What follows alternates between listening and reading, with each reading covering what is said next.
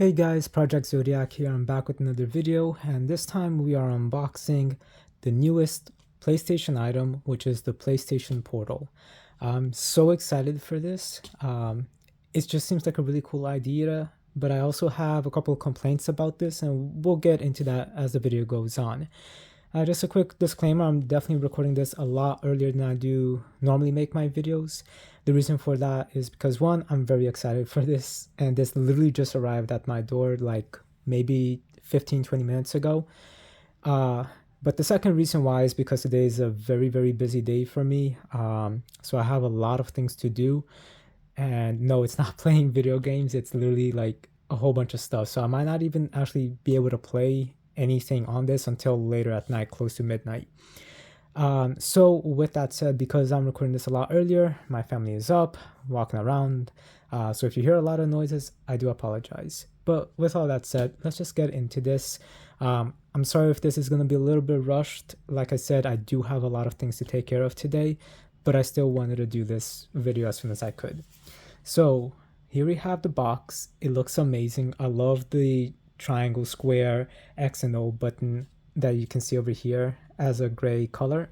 So that's really cool.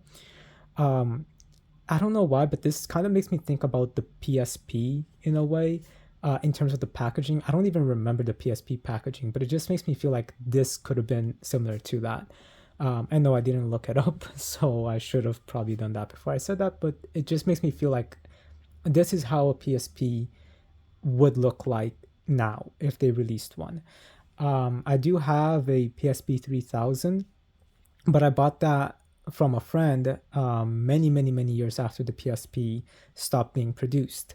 So, but the PSP is fantastic. I do like it. And then we got the PS Vita, which we do have at home here. However, it's my older brother's, but yeah, so I never really played too much around with it, but I thought that that was really cool. As for the PlayStation Portal, I'll give you guys my thoughts on it and how I think it compares. But with all that said, let's just get into this unboxing, and then we can like talk a lot. So here we have beautiful PlayStation logo, Sony, and then as you can see over here, it does definitely say it requires the PlayStation 5. And again, it is only the PlayStation 5 that this is compatible with, so the PlayStation 4, it will not work. And we've got PlayStation Portal over here, remote player for PS5. So again, they're really trying to tell you that this is only for the PS5. So this is a little bit misleading, because you can think that like you can use it with the PS5 only, but it's its own thing. But no, it is a just remote player. So again, I do think that advertising this to be just a stream device, rather than an actual handheld device, needs to be worked on a little bit with the packaging, but they are still getting the message across in this way. So we've got compatible hardware. Honestly, it should be saying required hardware, I think, because a lot of people don't really, and then we just have the things that are included. So yeah, a lot of people don't really know that, like they're not up to date with like the newest things in terms of like technology and video games and all that stuff. So if like you're planning to buy this for someone and you just see this, honestly, if you're going to be buying it online thinking that's like a portable like the Switch, yeah, they're not kind of saying that. They should really say that it is definitely required, and I mean it kind of does over here.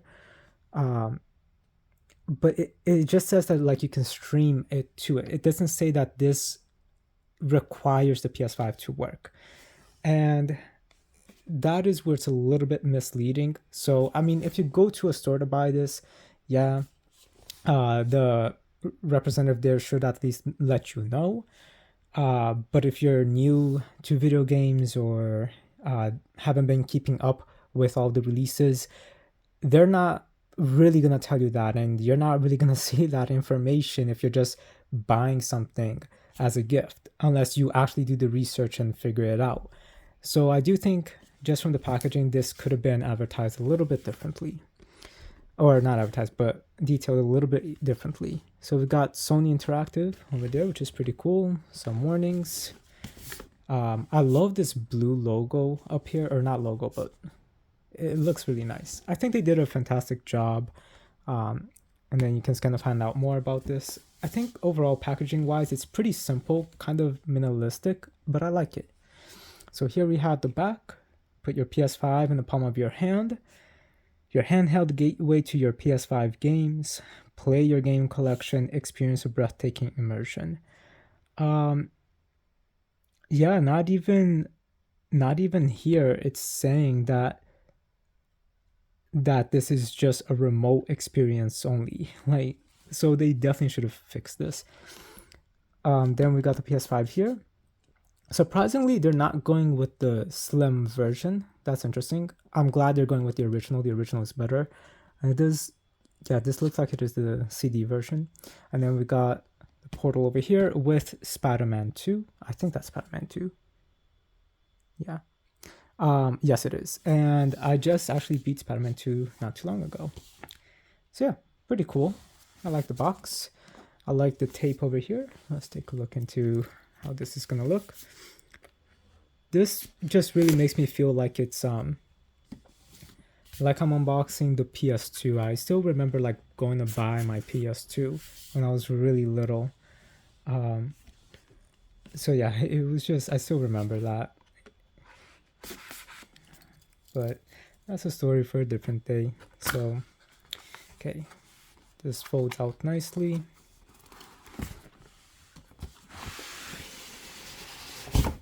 All right, we've got nothing in here. This is like really like minimalistic, but like so nice. Remote player.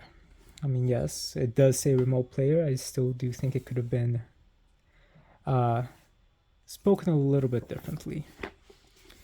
All right, this is a hard tab. It's not flimsy. I thought it would be like, from other videos I've seen, I thought that this was gonna be like a cotton thing, but nope, it's just kind of hard plastic. So, but I do like, we got the PlayStation logos over here. That's really satisfying. This is like really hard cardboard, especially in the bottom. Like, this is like bumpy and sharp. So, all right, let's take a look at the inside. I love the logo over here. And then there's nothing else on the rest of the box. So, all right, here we go. Oh, okay. So it's, I thought it was gonna like fold upwards like this, but it doesn't. So there is something in here, and you can miss this if you don't pay attention. So this is a USB-C to USB-C port. So that's good to have. All right, we'll set this aside for now. And then here we have it, PlayStation Portal. I'm so excited for this. We'll set this aside just for now. Let's take this up. Okay, doesn't look like these include anything else. And then we just got the instructions. This feels kind of cheap. It feels like old newspaper, but yeah, we'll leave that there. I don't know why they just didn't include the wire here, or I don't know. They did an interesting packaging decision with some of these things, but anyway, here we have the PS Portal, the new PSP technically, because that's the abbreviation for it. But yeah, I'm excited for this. Okay, let's just toss that to the side. And here we have it, the PlayStation Portal. I'm so excited for this. Now, okay, this is actually a lot heavier than I thought it was going to be, honestly. It's definitely a lot heavier than the Switch, and we will compare that in a minute. And it's also kind of weird, but it looks so futuristic. I just love this a lot. Like, the entire PlayStation 5 design is so good. I just love how it looks futuristic and weird and alien-like. And the controller as well looks pretty cool, but this definitely fits that like future technology style and like alienness to it. It just looks so cool. It just feels so good too. So it is pretty heavy. like I said, especially towards the back here. So in the back, as you guys can see, we got this white, basically like support, but then we also have a couple of buttons, and we'll go over that in a minute. So how can I say this? And I'll peel this off at the end. I was worried that this was going to be super thin, but it's actually pretty thick, as you guys can see. So the screen is definitely durable. It definitely feels sturdy. It doesn't feel like it's going to break very easily, but you should still definitely be careful with it. I do see that there's like a little lip here, and yeah, and I wish that that lit up. I don't think it does. I do know that the sides here do light up, given the fact that it's on the box itself. Is it? Yes, it vaguely is on the box. This side you can barely see it though. But yeah. And apparently this screen too is not OLED, it is LCD, but that's fine, I don't mind that. Yeah, it's pretty cool. These feel so much smoother than the ones on the regular PS5 controller. So let's just get the PS5 controller here real quick, just to compare them. So this feels nice. This for me is a good comfort. This feels like super wide, honestly. I kind of wish it was a little bit, just a little bit thinner. At least how the, like, I like the screen size. I'm talking about like the distance of the controller. I think it could have been a little bit differently. But this feels really comfortable. And all of the features that is on the PS5 controller is over here. Yeah, I guess like I'm mostly just complaining about its wideness, given the fact of how heavy it is. It definitely feels a lot heavier than the PS5 controller, which already feels a little heavy. But yeah, it's not too bad.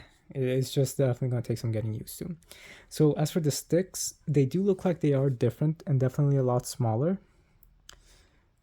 Here they are side by side. Yep, so definitely a lot smaller, as you can see. These ones feel like they are harder and have more weight to them. These, and yes, they still glide, but these feels like it's a feather. Like it's just so light. That's interesting. This feels a little bit like sticky, but it's probably because it's just brand new still. But from how it feels when you're pressing in the button, it feels a little bit smoother than this. This feels a little bit more clicky. So yeah, this feels like it's got like a different padding underneath, but maybe that's just me. Hold on. No, it's not that different, but I don't know. It still does feel like a little bit softer of a press. Yeah, it definitely feels a little bit different. As for the main buttons, yeah, it's still the same thing as the D-pad. Kind of feels the same. Triggers. Yeah, there's also a difference in the click a little bit. This is definitely a lot like smoother going. And then this one has like a bigger click, if you can hear it.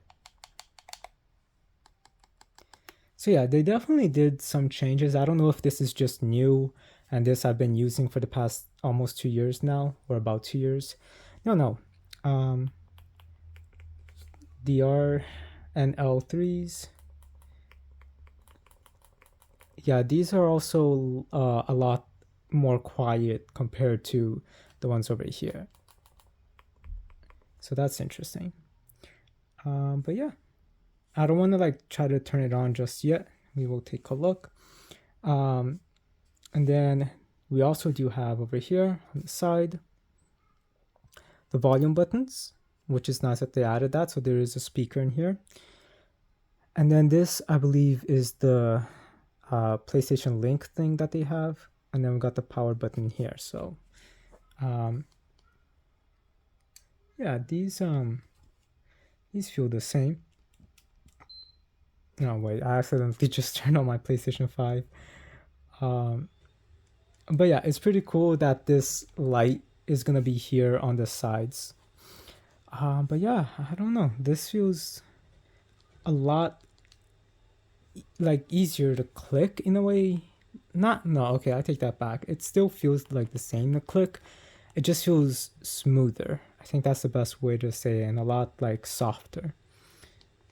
And these as well. Um, yeah, these the options and the share, they kind of have the same feel. It's probably the most identical, except that this is a little bit less like loud with the click. It's pretty cool. And then we got Sony up here. Sorry, just waiting for the camera to get into focus. Yep, Sony. And then Sony down here as well. And then on the bottom, we got the USB-C port over there and a wired headphone aux port, which is good. I'm glad that they included that. So, what do I think about all of this? I got some thoughts and I'll share them in a minute. I just want to quickly compare this to the Switch. And you guys can see me there. I really got to get a new screen protector. This is pretty old and it's like there's air in it now. So yeah, definitely got to change the screen protector. This isn't a scratch, it's just smudges from my finger. So yeah, I just really got to change this screen protector. But yeah, I bought my Switch day one when it came out, and honestly, like screen wise, let's take a look at this. The Switch literally fits on the screen, as you guys can see there. So it is definitely a little bit bigger than the Switch in many ways in terms of like the actual screen. So that's definitely interesting and pretty cool. I would like a Switch this big. I think that would be nice. Obviously, this is more easier to hold than the slab that is the Joy-Con, but honestly, the Joy-Cons for me is pretty comfortable too. So I don't really have any complaints with the Joy-Cons. In terms of like width as well, actually, let's take a look at this. So as you can see, there's definitely a difference there in size. As for like size difference, I mean, yeah, it's a little bit wider as well. Like just comparing it here, let's hold it like this. So yeah, it's definitely a little bit wider as well, as you guys can see. But it's not too bad, you know. It's a good size, and I think that the Switch is also a good size too. But that's basically like comparing the two side by side. As for the things I like and don't like about this that I've heard about, first, I'm grateful that they put a wired earphone aux port in it. I normally use a wired earphone. It's just better, comes out better too. There are a lot of wireless earphones, and in fact, I do have one as well for my phone. But I still prefer wired earphones just because it's good, you know. It just sucks because it's wires dangling around. If you're just gonna be putting this down, picking it up, that can be annoying with all the wires. But I don't really mind that much. As for Bluetooth earphones such as the one I have, which is from Skull Candy, honestly, how can I say this? It sucks that PlayStation decided to not include Bluetooth on this. So because they decided to not include Bluetooth in this, you can still get wireless earbuds to work on it, but it has to be PlayStation's wireless earbuds, specifically the new one that they just released, and like the earbuds and then the headphones as well. So that's annoying, but at least they kept the aux port in. So I do think it's dumb that they didn't include Bluetooth, but I don't really use Bluetooth that much for earphones, so for me it doesn't impact me that much. I also do think that this is a little bit disappointing that you cannot really how can I say this? You can't really download anything on here. This is literally just a blank thing that streams. That's it. It literally just streams your PS5. In fact, like you could be using your PS5 on the TV and then just controlling it like this, but it's still gonna be here as well. So you're seeing it here and on the TV. So literally that's what this is. It's just streaming it. It's a streaming device. That's it. And there's no external storage, no internal storage. It's literally just streaming. And that's disappointing. However, I can understand why they went that route because, file sizes are pretty big, but it would have been cool if they made dedicated games to this, kind of like the PlayStation Portable or the PlayStation Vita. But I don't know. I think that they could have done something different, or at least with the UI, like have it have its own UI. However, that would also mean that, it should be able to be hacked if it has its own UI, I guess. I don't know. I could be wrong on that. So I can understand why they went the route that they did. But then you might be thinking, what's the point of getting this if you can stream your PlayStation to your phone, tablet, whatever, right? And then you can connect this controller to it. Well, yes, that is true. However, this is dedicated for it. So the experience should be a lot smoother, a lot better. You don't need to be carrying around your controller. You don't need to worry about your phone dying. Like there's advantages to have dedicated things. This is why I listen to music on an MP3 player rather than on my phone.